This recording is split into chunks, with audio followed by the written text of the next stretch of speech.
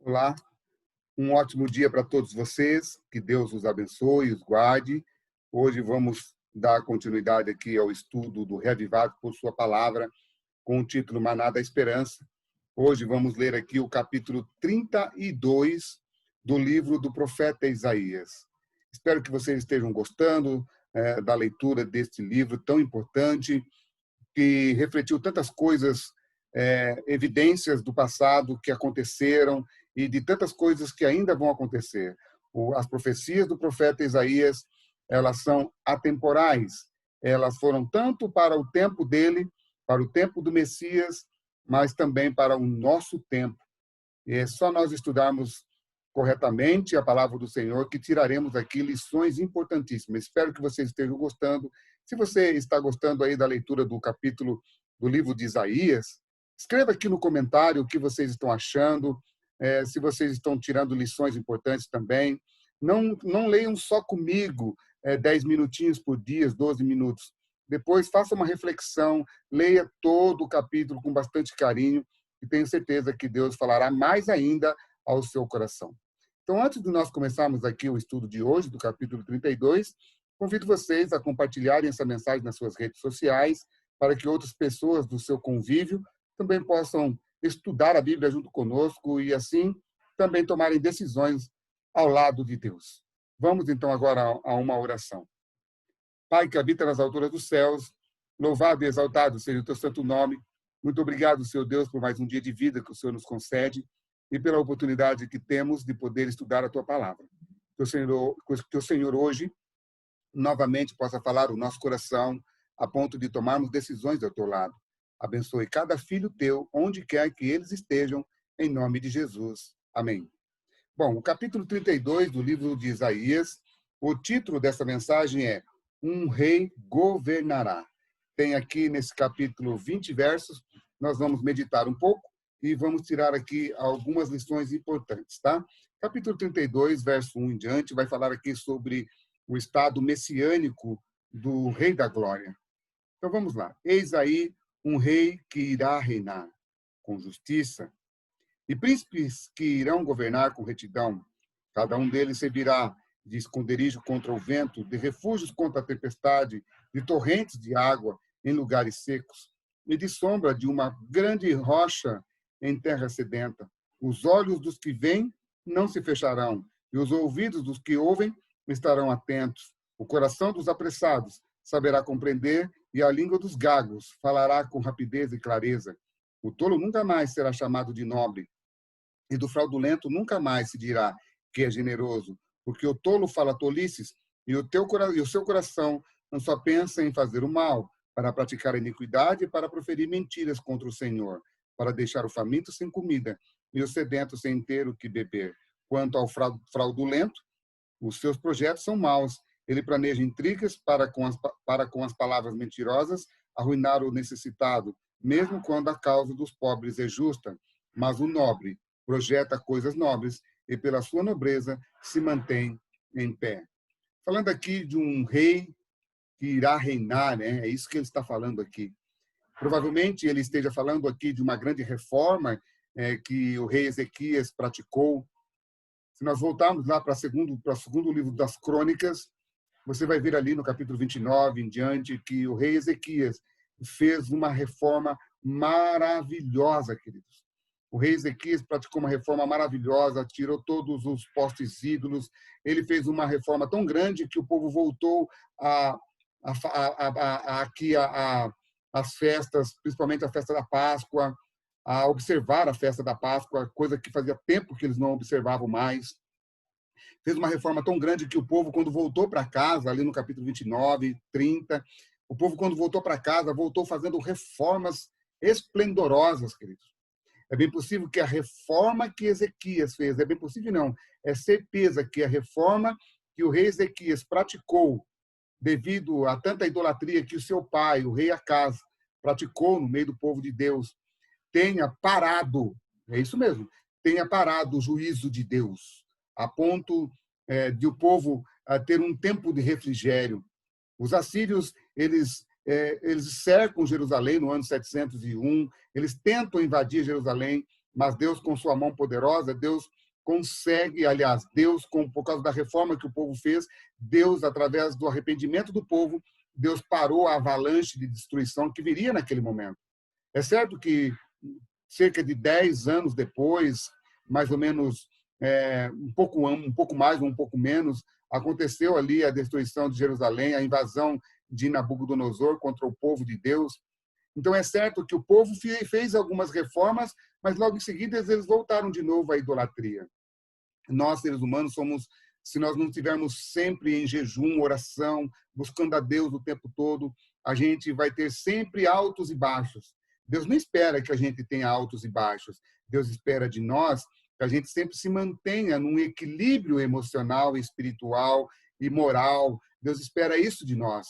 Para que isso possa acontecer, precisamos ter relacionamento com Deus, viver em comunhão com Deus através da sua palavra e através também de oração e de muita comunhão com Deus. Então, Deus está falando aqui que haveria um rei. Talvez essa reforma que Ezequias fez foi um tipo de reforma que o Messias, uma coisa bem em forma de miniatura, no que o Messias fará numa proporção muito maior. E é o que aconteceu realmente em Cristo Jesus. A reforma que Deus hoje espera em nós, ela é muito maior. Por quê? Porque viria dias em que o Rei da Glória praticaria um reavivamento espiritual no mundo todo, queridos. Então, o que Isaías vai dizer aqui? Isaías está falando aqui, queridos, que até os príncipes governariam com retidão. E é bem provável que, na época de Isaías, tinha muitas pessoas cegas espiritualmente, surdas espiritualmente. Ele está falando que no momento do reavivamento, no momento que algo acontecesse com o Rei da Glória vindo e também ali com um rei que estaria praticando o reavivamento, com certeza os ouvidos dessas pessoas abririam. Eles começariam agora a praticar, não mais só ouvir aquilo que eles precisavam ouvir, mas passariam também a ser praticantes. E ele fala mais também, ele fala sobre os fraudulentos. Quem eram esses fraudulentos aqui, queridos? Os fraudulentos eram os desavergonhados, aqueles que eram chamados de salafrários, que usavam a sua posição em benefício próprio e não para o bem do povo. Nos dias de Isaías, assim como nos nossos dias, queridos, as pessoas comuns admiravam os ricos e famosos, mesmo que o caráter deles fosse uma conduta totalmente desrespeitosa. Tinham dinheiro, fama, influência aos olhos do populacho. Isso os tornava importantes. Porém, no reino não chamaria, aliás, porém no reino não haveria tais ilusões. Ao louco nunca mais se chamará nobre, e do fraudulento jamais se dirá que é magnânimo. Ou seja, nos dias de Isaías, as pessoas admiravam os famosos, aqueles que tinham posições. Hoje em dia nós também somos a mesma coisa, só que Deus está dizendo aqui que o nobre, ele será bem visto diante de Deus. Quem que é esse nobre? Os humildes que ouviriam a palavra e fariam um reavivamento espiritual dentro do seu coração. Agora, queridos, presta bem atenção no que ele vai dizer aqui. Quanto às mulheres desses fraudulentos. Essas mulheres aqui são as mulheres desses fraudulentos, que viviam a luxúria do que os seus maridos faziam. Vocês, mulheres que vivem tranquilas, levantem-se, ouçam a minha voz, e vocês, filhas que estão confiantes, escutem o que vou dizer.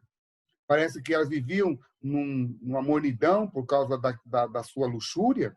Isaías fala assim, vocês têm que acordar, acordem, porque virá dias, virá anos, em que virá um ano, talvez um tempo mais, que vocês iriam se arrepender de não ter feito uma reforma na vida de vocês também. Vocês, mulheres que vivem tranquilas, ou seja, como é que essas mulheres viviam?